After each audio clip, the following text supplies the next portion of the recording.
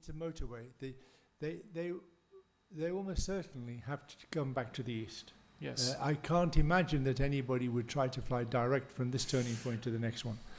And when they come back from the east, just underneath the line of the track there, where 3 Victor is flying, there's like a motorway. It's a sheer line of mountains dropping into the valley, and there will almost certainly be some cumulus, a little west wind, and they will be able to run very fast, but they'll be very much lower. Yeah. And the problem with being much lower is that sometime you've got to climb back up again. And the question is, where do you do that? Where do you go to get back up into the altitude you need to take that run down to Beaumont? Yes. We talk about that valley that they passed. It's called La Vall Fosca, which means the dark valley. And there are steps, higher slopes, clearly oriented to the sky. But from here to the right of your screen, you can see that it's wetter, it's more green, so it's there will be not as good thermals as the ones they have now. And the first round the turn is Louis. He's right in the northern part of the sector of the turn, and he's gone right into it. Yes. He could actually have turned much sooner, and I'm pretty sure Sebastian won't go very far into it, even if there's good energy.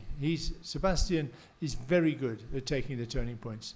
He's very good at making the shortest distance. Yes, maybe Louis have seen a cloud or something that indicator of a nice thermal. Otherwise, he would have turned already to his left. It had better be very good to make it worth the extra couple of kilometers. He's already flown 1 kilometer further than he needs to fly. And Sebastian and Thomas, they're round and they're out of here. They're on their way back. Closely followed by, I think, is Gintas. So we have quite a good group now, quite a fast group. And these almost certainly will be the pilots in the points at the end of the day. Mike's there with them. We can see Christoph is there with them. Yes, and Mike Young, they are pretty close. With almost the same altitude. Thomas Gosden is a little bit higher. Meanwhile, you can see the gray marks of some gliders is because some seconds we lose the signal, but we will have it in a few seconds again. Yeah, I think I know what's happened to Louis. Oh, he's come back. I thought maybe we'd lost data, which is why he's going on, but I can't imagine why he's flying on this way. Yes, Sebastian Kawa is at the lead, but we can see the main group. The first group is only a few meters of difference, and we will see what route they take. So Louis decided that there's a good climb on the other side of the zone. He's going to need to have a very good climb, very high, to compensate for flying probably 6 kilometers further. It's a 2 kilometer radius. He's flown right out the other side. 6 kilometers is a long way. It's more than 150 meters. He needs to gain back on that, and that's going to be tough. That's a big ask. Yes, and that's maybe 1 minute or two, Brian, left to climb. We'll be surprised, and Sebastian is the same height, so I'll be very surprised if Louis can pull that back in the next part of the flight, but we'll see. It could be there's a data issue, but it comes back often enough to make us think he's had a completely different strategy here. Yes, and in the meanwhile, we can see Graham Parker and Adam Zelaski. They are arriving there a few kilometers back, but they have some meters plus of altitude. Anyway, I think they are not at the lead. Peter Temple's there, another Australian pilot. He'll be happy. He's coming along with them. And the Australians, of course, don't have as much experience in this sort of flying as the locals do, but they're getting there. They're getting more all the time. They certainly don't suffer from a lack of courage. They get on with the flying, and they take the routes that they need to take, and then they seem to cope with it. Just probably a little bit short of technique. Yes, but he has been here 2 weeks. He has been practicing, and we saw some days that he was the pilot who flew more to the west to explore the zones, to explore the valleys, and where to rely on. Oh, they'll catch up, but they will be lower. They will come under this thermal, and the good thing is the thermal's marked for them. Even better thing is, Angel, we have good data here. Yeah, Angel's done a fantastic job, and I think he's installed an antenna just to the north of this area, which seems to be good. We've installed 6 antennas for this competition. One of them in Andorra, one of them in Castellón de Sos, plus the solar antennas on the east in Serella, Fonromeo, La Molina, and we have the antenna that is now serving the telescope. So with all of that combination and combination of the trackers and the flares, okay, we are seems to be having a good quality data. Thank you very much, Angel, for your work and your team. And meanwhile, we can see we have a group thermalink in climbing into San Thermal, and to the right of your screen, we can see Tilo Holy House. We will see which one has the strongest thermal. We just coming back to what Angel was saying. One mustn't underestimate the effort that goes into making this work.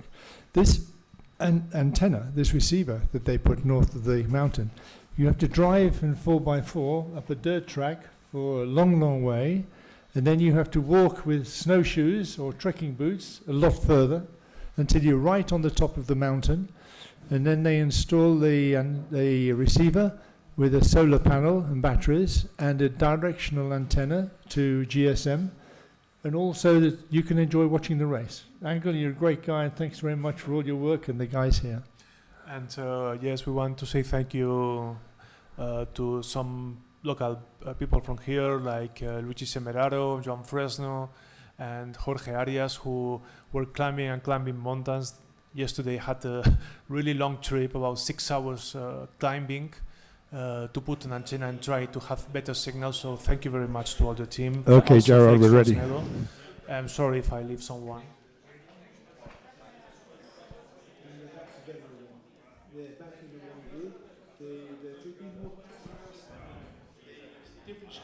Gerard, we're ready to start briefing.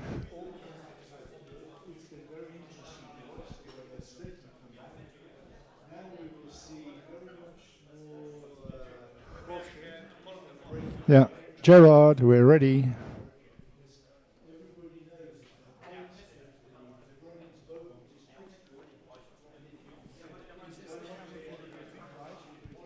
It's not the alive one.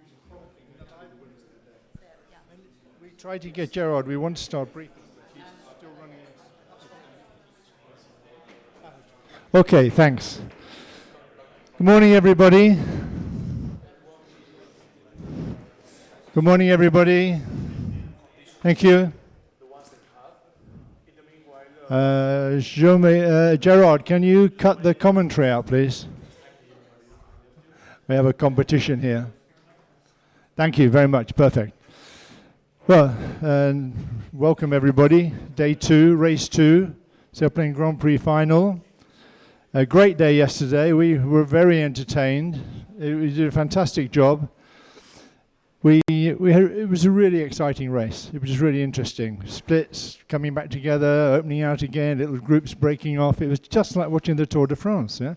We had breakaways, and we had a lot of feedback. We had a lot of feedback from all over the world saying how much fun they're having watching. It's really good. The Danish nationals were scrubbed because it's raining, and they all sat and watched the race, and we won't tell you some of the comments that they had. They seem to know better than you do where you should fly. Yeah? But it's good fun, and it proves we can do it. There's something that made me very, very proud and happy yesterday. This is the first ever Sailplane Grand Prix final where we had a full, complete, uninterrupted day's broadcast from beginning to end yesterday. And I think an awful lot of that's due to Angel Casado. And thank you, Angel. You've done a great job.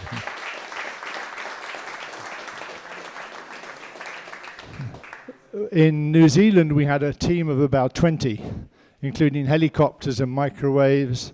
In Santiago, we had a team of, I don't know how many, 10, 15 people, and we still had lots of technical trouble. But here we got it right, and so I'm very pleased, and I think it's fantastic that we can do it. Yesterday it was it worked out okay in the end. I think we worked out just right. The gliders finished just as it started raining, so we were very lucky. But it's nice to be lucky sometimes, isn't it? Makes up for all the times when you're not so lucky. We're going to start briefing today with dual act. I think it's a double act, and Rene and Ankel are going to talk to you a little bit about the proximity analysis, the software. So I'll hand you over to Rene. Just start that off for you, Rene. There you go. So it's all yours. And if you want to move it on, you can either press the mouse or press the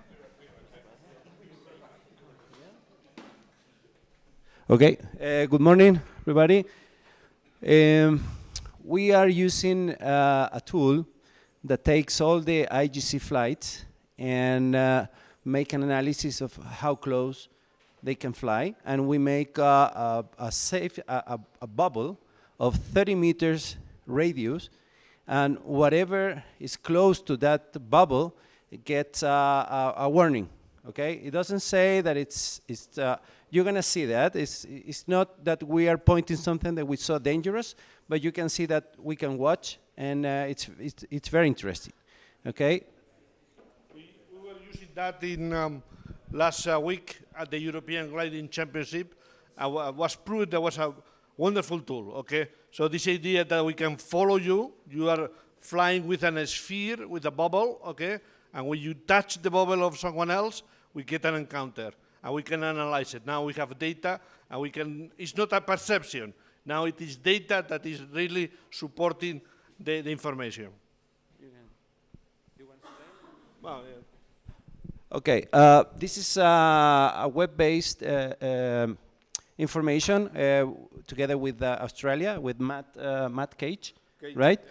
And he takes all the flights and make this analysis. And what you can see here is probably the most interesting graph. It has number of encounters here, vertical, and horizontal, how many meters are inside those bubbles. Okay, so the more you are in the right-hand side, upside, the more you are encounter or getting close to another glider, and the more meters you are inside that bubble. Is that clear? Maybe, maybe my English is not perfect, but the idea is you prefer to be either in this side or not to be. Okay. Not to be is the ideal one. Okay, because at the end we counted the number of meters that you have been entering the sphere of someone else, okay, and the number of encounters, of course. Okay, this is, for example, race 1. We had 3 encounters, which is 3 into this 30 meters bubble.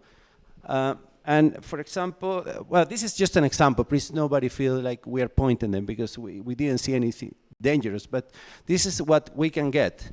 You can explain better. Okay, so here we can have, we can see here really in moving. We don't have it here in moving, but when we analyze it, we see how has been the encounter. In this case, yeah, Charlie was going this way, okay, and entering on the sphere of 120, okay. If you can see here the GPS altitude, these two guys, they were almost at the same altitude, and they touched it 3 times, okay? And here is the area that how many meters you are being entering.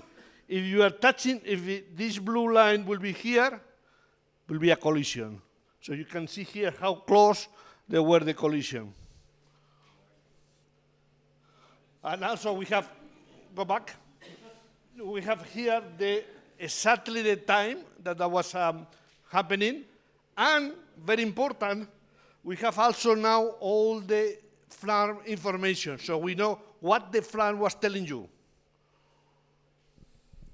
Okay, and the other thing we can do is we can see geographically where these 3 encounters on race 1 happened. This is 1, 2, and 3. You can think that most of those encounters will be before the start line, but you can see that it's not. So the initial perception that we had before, when we developed the Sail Grand Prix, that was going to be very, very dangerous before the start.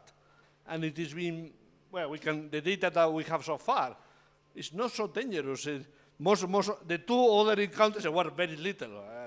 Yesterday, what is very good behavior by you guys. So meaning that you are really behaving very, very, very well. But the three encounters were not before the start line. Okay, so we are testing this, and I hope it helps, and you will see in the next day we will continue showing it, okay? Yes, Sebastian.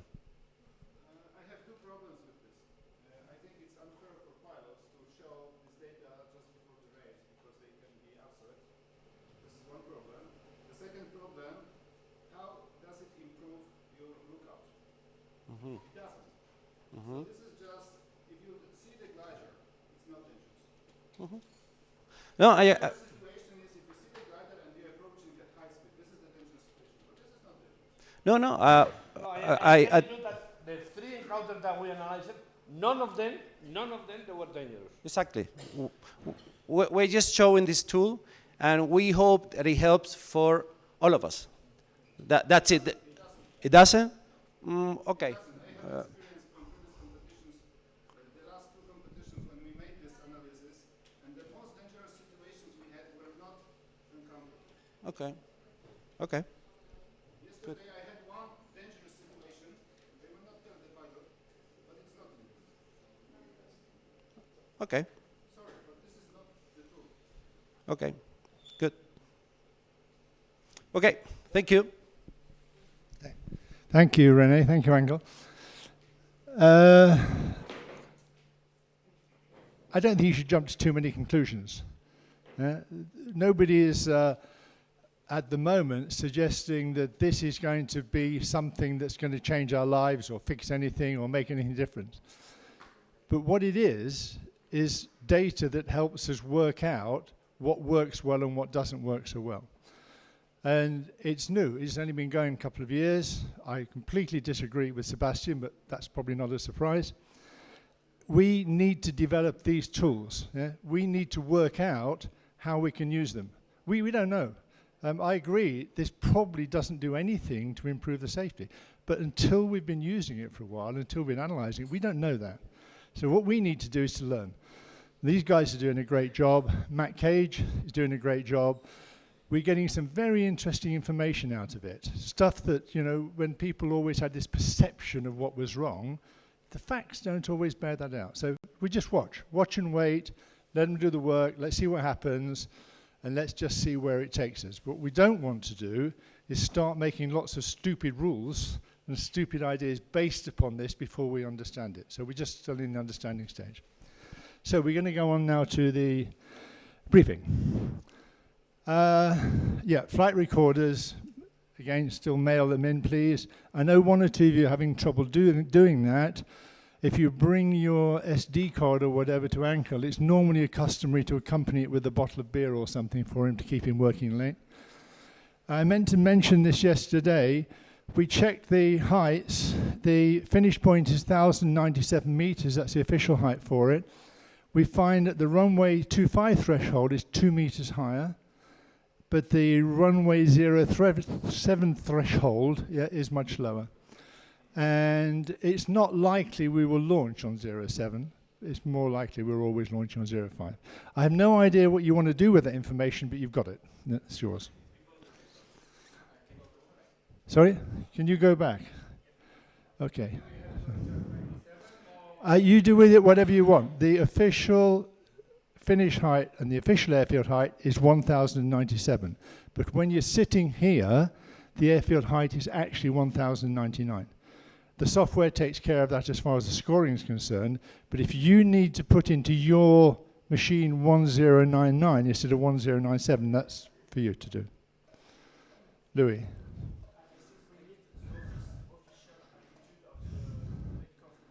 That is the official altitude of the takeoff position, 1099. Yeah, that would be the official altitude. But we don't need that because the software works it out. I'm not going into a conversation about this, guys. You know how the rules work. We're moving on. Now, grid bins. There's been some confusion. We gave you a list. Peter, thanks. We gave you a list yesterday for the grid positions. you, on the first column, on the first day, you got a letter. You use that letter the whole week. So if you're on A yesterday, you're on A every day. If you're on G, you're on G every day. And we shuffle the bins, yeah? It wasn't at all obvious on that sheet of paper, but you've got a new one now which shows you. And from today, we're going to grid directly on the runway. We couldn't grid this morning because the ground's too wet. Yeah? On this side of the runway, on the bare area where there's no grass, when it's rained, it's really slimy mud. It's a real mess, and so we need to leave it to dry. So when you take your gliders down to grid, try not to go onto the mud. Yeah? Try to stay on the runway if you can. Obviously, the guys at the back should try to get out there first, if they can. If you do need to go round on the other side, where there's grass, and then it's not so muddy. It dries out really quickly, and by the time you're gridding, it might have dried out, but in the morning, it's really wet.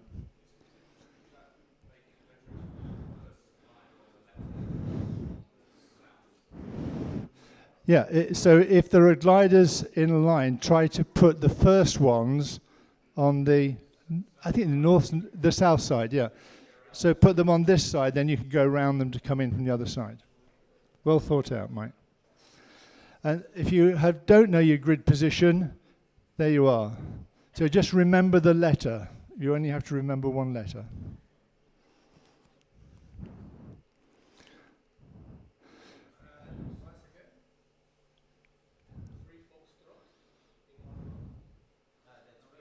That's EFF. You need to go to Specsavers, Peter.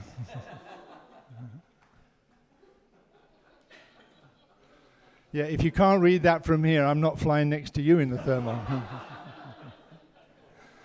Yeah, so what we're saying is the weigh station will be on the tarmac. And when you tow out, the first gliders come this side of the runway and the second gliders come in from this side. Yeah, when you tow out. This will be still quite sticky, and it'll dry out, but it'll take a little while. I don't know how many times you have to do this to get it right, maybe all of your life. So let's look at the weather. It's really tricky.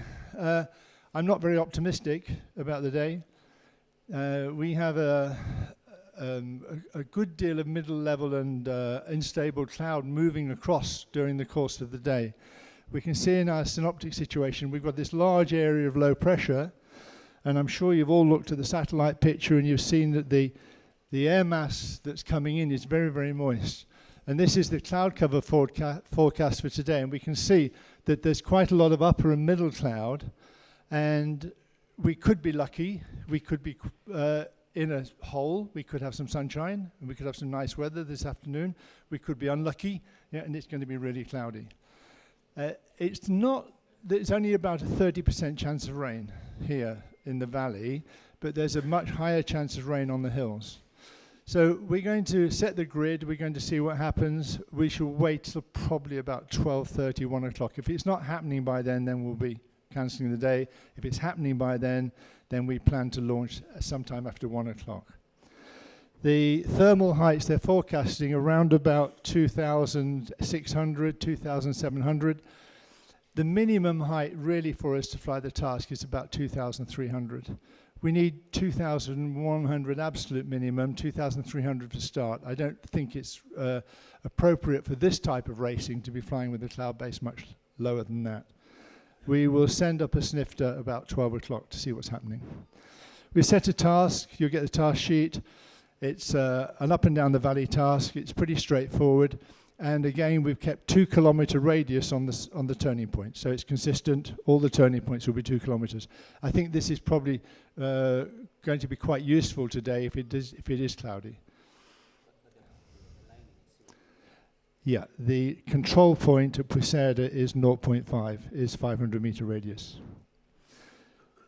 So, launch time, we will not launch before 1300, so you have plenty of time to get on the grid, and we will make an announcement, I should think about 12:30, about going on the runway. But you're all very experienced, you'll be able to see.